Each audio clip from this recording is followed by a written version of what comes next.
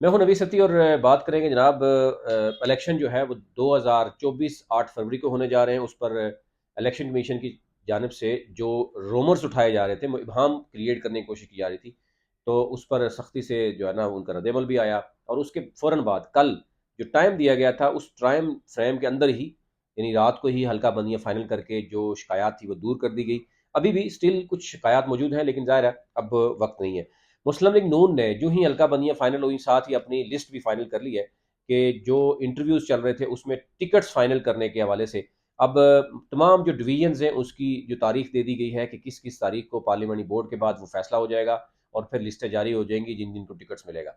लेकिन इसके साथ साथ जो इस वक्त क्योंकि ज़रा PMLN में मुख्तलिफ तरह के ग्रुप रहे हैं, नवाज शरीफ साहब मुल्क से बाहर थे, मरियम का उस तरह वो नहीं था, तो शहबाज शरीफ साहब वज़ीर आज़म थे। उस दौरान मुस्लिम लीग नून में बहुत से लोगों ने ज्वाइनिंग भी दी और हमज़ा शहबाज का एक ग्रुप आप समझते हैं पंजाब में मौजूद था। अब एक तो ये बताया जा रहा है कि हमज़ा शहबाज जो है वो नाराज़ होकर मुल्क से कहा जा रहा है कि फ़रार हो गए हैं जनाब। बहुत से लोग उनसे रब्ता करने की कोशिश कर रहे हैं, वो रब्ता नहीं कर रहे। तो यूँ एक तो चीज़ सामने आ रही है कि जनाब मियाँ नवाज शरीफ और मरियम का बड़ा अहम रोल होगा टिकट्स पे, और जो ग्रुप शहबाज शरीफ या हमज़ा का ग्रुप है उसको मुश्किलात का सामना है। साथ ही एहसन इकबाल और दानियाल अजीज़ की भी लड़ाई हुई है, और वो लड़ाई, उसकी वजह क्या है? एक ही हल्के में से हैं दोनों।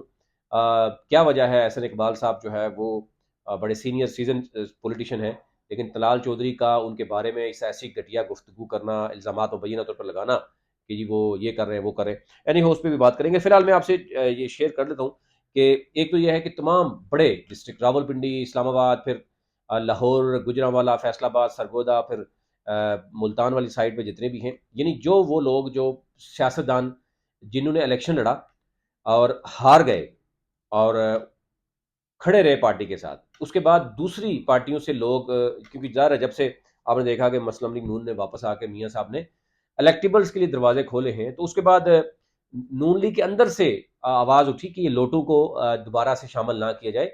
जो लोग पहले से मुश्किलात का शिकार हैं या 2018 में इलेक्शन लड़े, जीते, या वो हार गए, तो वो पार्टी के साथ इंटैक्ट है, तो डेफिनेटली आप उनको टिकट दीजिए। लेकिन क्योंकि कुछ मामलात ऐसे हैं, अब ये कहा जा रहा है कि 3 तरह की यहाँ पे चीज़ें हैं। एक मुस्लिम लीग नून का वो ग्रुप है जो साद रफ़ीक और ख्वाजा जो अयाज सादिक हैं और इस तरह के बाकी लोग हैं, वो उसको वर्कर ग्रुप कहा जाता है। फिर हमज़ा शहबाज और शायद जो शहबाज शरीफ साहब का एक ग्रुप है। फिर मरियम नवाज़ और नवाज शरीफ साहब का भी ग्रुप है।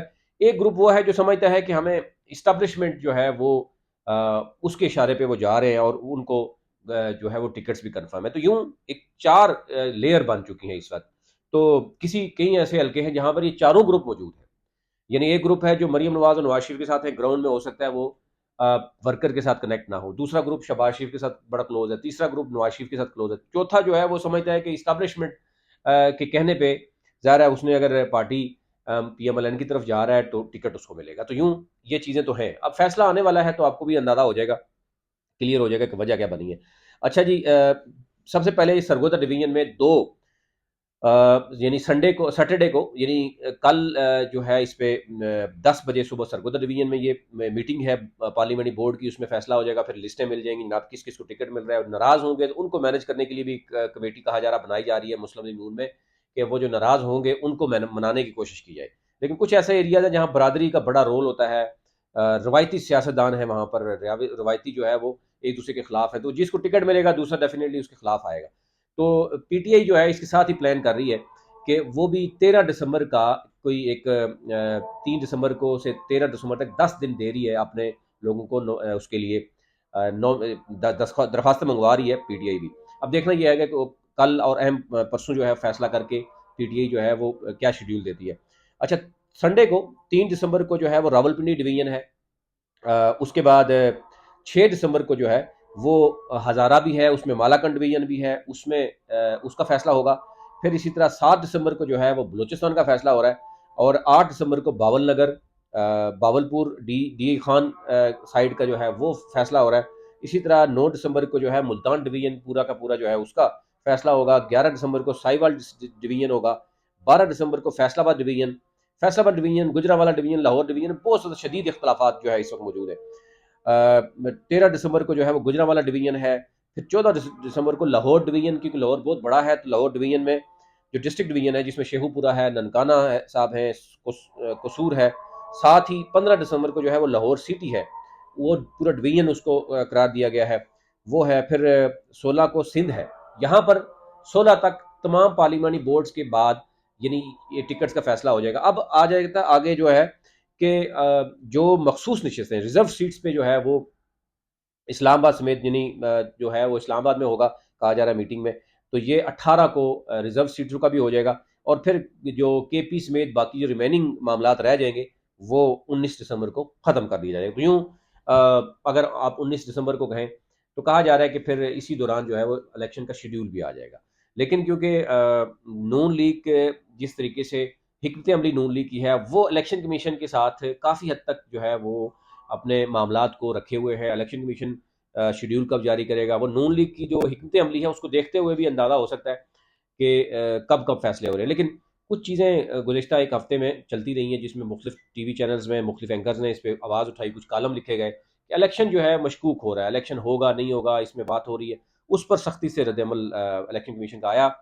फ़िलहाल हम ये देख रहे हैं कि जो चीज़ें आई हैं जिस पार्टी का अब तरीके लबैक भी कहा जा रहा है कि वो भी अपने फैसला करने जा रही है। फिर मुस्लिम लीग नून ने अपना फैसला ऑलमोस्ट कर ही लिया, और जिस पार्टी के ऊपर कहा जा रहा है कि मकबूलियत ज़्यादा होती है, कबूलियत भी है और मकबूलियत भी बढ़ाई बनाई जा रही है। कबूलियत तक का वक्त तो है, लेकिन मकबूलियत जो है वो थोड़ा मुश्किलात का शिकार है इस वक्त।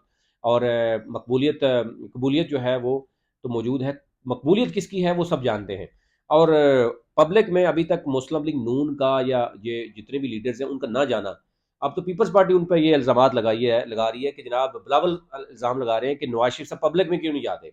वो बलोचिस्तान गए तो वो बंद कमरे में क्यों बंदों को शामिल करवा रहे हैं जिनको कॉल्स गई हैं, और वो बाकी जो एरियाज़ में जा रहे हैं मरी में भी वो ओपन जलसा क्यों नहीं कर रहे। तो यूँ चीज़ें हैं, लेकिन मुस्लिम लीग नून का रद्द-ए-अमल इसमें ये है कि जब तक मियाँ नवाज शरीफ साहब क्लियर नहीं होते उस वक़्त तक चीज़ें सामने नहीं आती।